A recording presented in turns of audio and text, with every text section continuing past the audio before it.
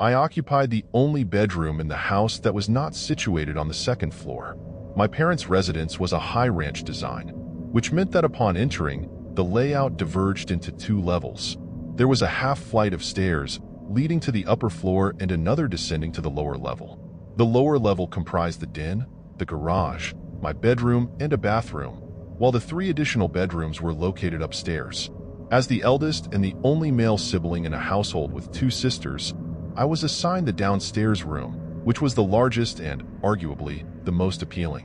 Upon reaching the age of 10, my parents transitioned my twin bed to my younger sister, allowing me to upgrade to a full-size bed, which was a fitting choice given the spaciousness of the room. At the age of 12, my younger sisters were approximately 5 and 8 years old. During this time, I was permitted to stay home alone, although my 5-year-old sister could not be left unattended with me. My 8-year-old sister was only allowed to remain with me if my parents' absence was brief. For longer durations, one of them would take both sisters with them. For a stretch of about 3 consecutive nights, I found myself waking in the middle of the night without any apparent reason, struggling to return to sleep. At 12 years old, I recognized that experiencing sleep disturbances at that age was unusual. I had a fan operating beside my bed to combat the summer heat, which provided a consistent white noise, leaving me uncertain about what was causing my awakenings. One night, after waking and deciding to refill my glass of water, I ventured to the bathroom located just outside my bedroom. While filling my glass, I thought I heard a sound emanating from within my room. I turned off the faucet and listened intently, but all I could hear was the hum of the fan. I approached the doorway of my bedroom, feeling an unsettling presence in the room. Despite my discomfort, I made my way upstairs to the living room, opting to sleep on the couch that night. Eventually, I drifted off to sleep, but I was awakened once more by noises emanating from the kitchen. The light from the refrigerator illuminated the space, and I could hear someone rummaging through its contents. The layout of the house made it impossible for me to see who was there from my position on the couch. I then heard the refrigerator door close, followed by footsteps retreating downstairs. Still feeling drowsy, I returned to sleep. The following day, my mother was folding laundry in my room and remarked that it had an unpleasant odor, suggesting I clean up whatever was causing it. I dismissed her comment, as I could not detect any smell myself, a decision I would later regret. That evening, my father turned on the air conditioning due to the heat. After watching a movie together as a family, we all began preparing for bed. I retreated to my room, played video games for a while, and eventually felt sleepy. I turned off the television and console, rolling onto my side to sleep as I usually did. Unlike other nights, I did not have the fan on, as the air conditioning was running, leaving only the sound of air flowing from the ceiling vents. I fell asleep, but once again, I was roused shortly after. I was unsure of the source of the sound. All I could hear was the vent fan blowing air.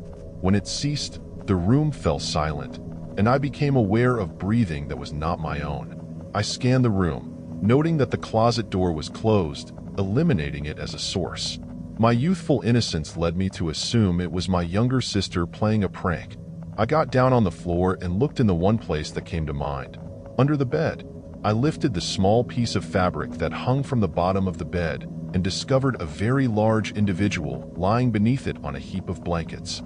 Their head was oriented towards me, yet their eyes remained shut. In a state of shock, I fell backward and quickly crawled out of the room while screaming for my father. I heard the door to my parents' room swing open, followed by their concerned voices. I pointed into my room and exclaimed, "Under the bed!" My father promptly went to investigate and pulled out a large, unkempt man. I vividly recall my father physically escorting the man outside as my mother dialed 911. I suspect he may have faced jail time, although it is uncertain due to his homeless status. This incident inflicted significant psychological trauma on me, leading to an aversion to sleeping in my own room or even in that house. For a period, I had to sleep between my parents. Subsequently, my father installed security cameras throughout the house. We disposed of all opened items in the refrigerator, as we had no way of knowing what the man had touched. The fear of someone lurking beneath my bed lingered for many years. We remain unaware of how long he had been hiding there. It could have been several days. The unsettling odor, The thought of someone rummaging through the fridge and the frequent awakenings during the night contributed to my anxiety. Regardless of his intentions, the experience of having someone concealed under one's bed is a quintessential childhood nightmare.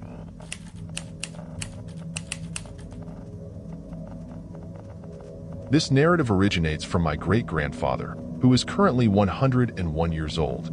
He has recounted this tale at family gatherings for many years.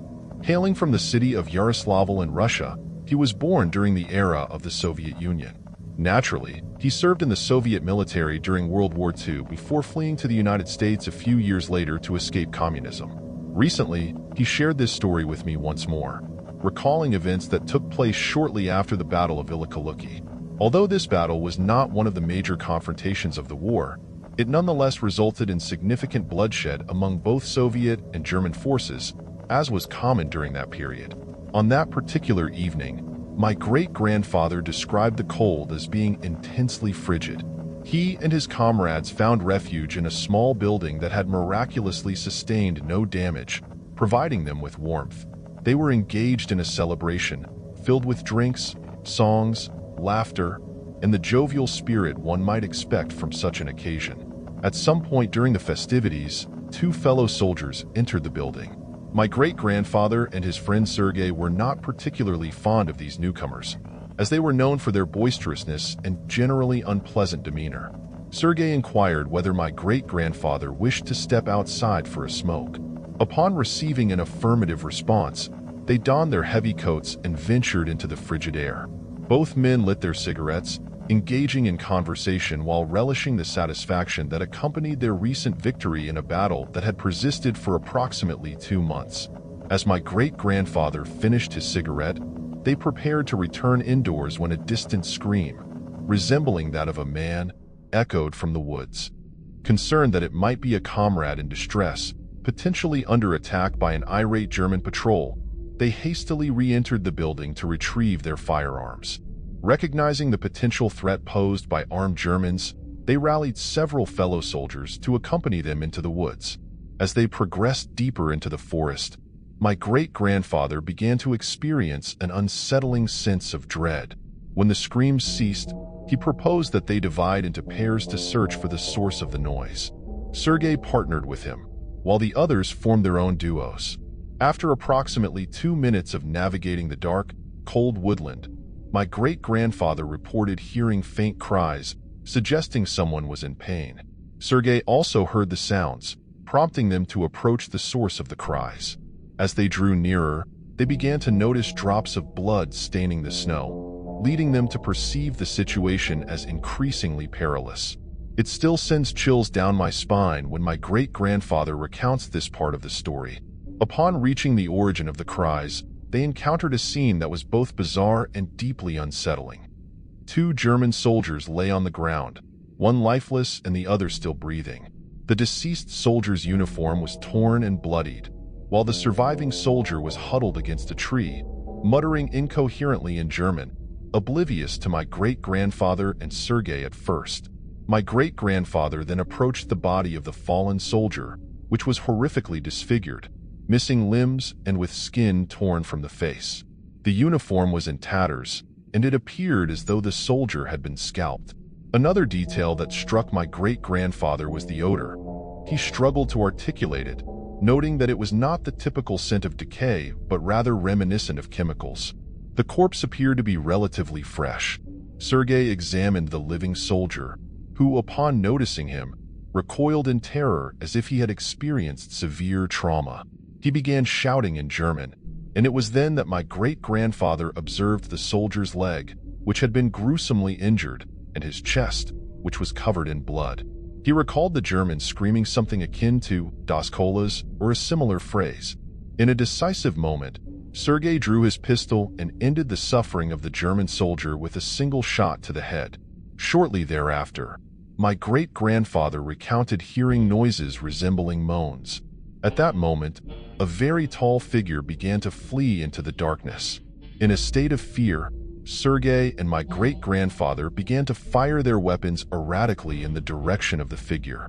The other men rushed over, but by the time they arrived, the figure had vanished. Upon returning to the village, all the men faced reprimands, although a report was submitted to the high command. However, no further investigation was conducted.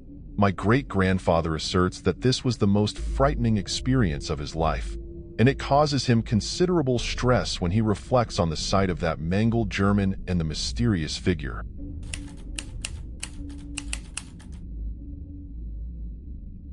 This incident occurred shortly after my fiancée Morgan and I relocated to our home in a tranquil little town. We continue to reside in this charming, modest house, which is ideal for us and potentially suitable for a few children, should we choose to start a family. We quickly became acquainted with one of our neighbors, an elderly couple in their late 60s, who appeared quite pleasant. The neighbors on the opposite side were situated at a considerable distance, so we did not meet them for some time. During our second week of settling in, we found ourselves quite fatigued from balancing our jobs with the demands of unpacking and arranging our new home. On that particular evening, Morgan was preparing pasta in the kitchen while I sat at the dining table, engaged in conversation with her and browsing for area rugs on my laptop. The atmosphere in the house felt a bit warm, prompting me to open the back door for some fresh air. However, as I approached the door, I glanced into the backyard and noticed an individual seated in one of the chairs, hunched over with his head bowed. I must admit, I was nearly paralyzed with fear upon seeing him. I quietly called out to Morgan, urging her not to scream, and informed her that there was a man in the yard. She came over to the window, gasped in surprise, and instinctively grabbed me, seeking refuge behind me. She then urged me to confront the stranger, only to quickly reconsider her suggestion. I must admit that I was uncertain about whether I should venture outside. To be frank, I am not the most imposing individual, and even though the man had his back turned and was seated, he appeared to be larger than I am. Morgan proposed that I tap on the glass and shouted him to leave, but I was reluctant to do so due to my fear. The backyard was expansive, yet just beyond the backyard door lay a patio cluttered with leftover furniture. The yard lights were off, and we could only see him illuminated by the interior lights filtering through the glass door, indicating that he was likely aware of our presence inside. I took a deep breath, knocked on the glass and shouted, "Hey, you need to leave our property." The man turned to face me, then stood up with a half-smile that seemed almost mocking. He appeared to be around 50 years old, sporting a long gray beard and tattoos that extended to his wrists. He approached the glass, and I ensured that the door was securely locked. Standing on the opposite side of the glass door, he shifted his attention to Morgan, began licking his lips, and uttered repulsive remarks. I shouted, "All right, I am calling the police." I then closed the sliding blind to shield us from his gaze and dialed 911, urgently requesting that the operator send police to our residence. Even after I made the call, I could still hear the man outside the door, now speaking at an elevated volume, almost yelling, and continuing to make vile comments about Morgan. I pressed the phone against the glass so that the operator could hear the situation. He instructed me to remain on the line until the police arrived. Eventually, the noise outside subsided, prompting me to cautiously glance through the glass, only to find that the individual had vanished. However, I could not afford to wait for the police, and when they finally arrived, they conducted a search of the backyard, filed a report, and departed. We believed the ordeal was over, but later that evening, while we were in the living room watching television, we both agreed that we heard something coming from the yard. I approached the window and adjusted the blinds just enough to see the man outside once more. He was holding a cigarette and appeared to be talking to himself or attempting to communicate with us while facing the house. Upon noticing the slight movement of the blinds, he rushed over to the window. Startled, I recoiled as he began to pound on the glass, uttering a series of disturbing threats directed at Morgan. I urged her to go upstairs, not wanting her to hear any more of his vile remarks. I shouted that I would call the police again, at which point the banging ceased and he fell silent. After a brief pause, I peeked through the blinds again, only to find that he had disappeared. I ascended the stairs to comfort Morgan, who was visibly shaken, assuring her that he was no longer there. In retrospect, I should have contacted the authorities once more. As I stood downstairs, I heard thumping and knocking sounds. I cautiously descended halfway down the stairs and heard noises at the back door, accompanied by the doorknob twisting and turning. He was attempting to gain entry into the house. I picked up the phone in the kitchen and dialed 911 once more, urgently imploring the operator to dispatch the police immediately. This time, the police arrived much more swiftly, and I refrained from alerting the man outside about their approach. Unfortunately, by the time they arrived, he had vanished once again. It is highly probable that he fled into the dense trees at the back of the yard, as he did not return that night. The following day, we went door to door in the neighborhood, introducing ourselves to those we had not yet met and inquiring if anyone recognized the man based on the description we provided. What we discovered was unsettling. A couple living a few doors down were familiar with him. He had a reputation for abusing his ex-wife and struggled with substance abuse issues, making him generally regarded as very dangerous. He resided in a small, dilapidated house just around the corner from us. The most alarming aspect is that we reported him to the police, but without video evidence, we were unable to press charges. We are uncertain if he still lives there, as we have not seen or heard from him in quite some time. I sincerely hope it remains that way. Thanks for joining me on this journey through the strange and unexpected.